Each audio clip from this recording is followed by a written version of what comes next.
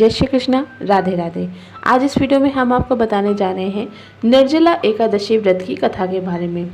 धार्मिक मान्यताओं के अनुसार निर्जला एकादशी का व्रत नियम निष्ठा के साथ रखने से मनुष्य को जीवन में सुख और यश की प्राप्ति होती है और इस जन्म के बाद वह मोक्ष को प्राप्त हो जाता है। इस एकादशी को भीमसेन या पांडव एकादशी के नाम से भी जाना जाता है। इस व्रत का महात्म्य स्वयं ऋषि वेदव्यास ने बताया था। तो चलिए जानते हैं निर्जला एकादशी व्रत की कथा।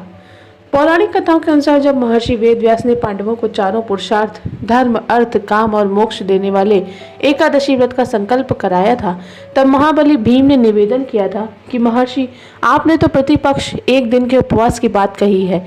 मैं तो एक दिन क्या, एक समय भी भोजन के बगैर नहीं रह सकता। मेरे पेट में व्रत नाम की जो अग्नि है, उसको शांत रखने के लिए मुझे कई लोगों के बराबर और कई बार भोजन करना पड़ता है। तो क्या मैं अपनी उस भूख के कारण एकादशी जैसे पुण्यतम व्रत से वंचित रह जाऊंगा?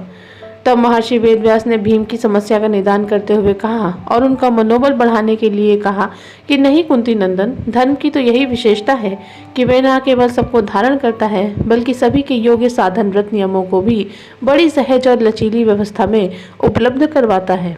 अतः आप ज्येष्ठ मास की शुक्ल पक्ष की निर्जला नाम की एक ही एकादशी का व्रत करो। इससे तुम्हें समस्त वर्ष की समस्त एकादशियों के फल की प्राप्ति होगी। निसंदेह तुम इस लोक में सुख, यश और मोक्ष को प्राप्त करने का लाभ पा सकोगे।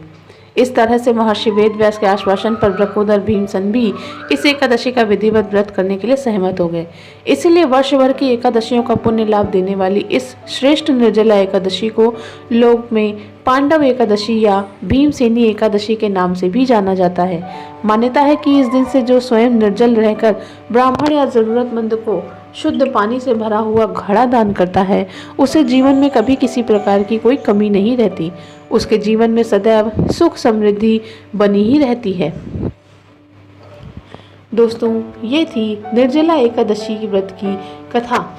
आशा करते हैं कि आपको ये कथा अच्छी लगी होगी। जय श्री कृष्णा।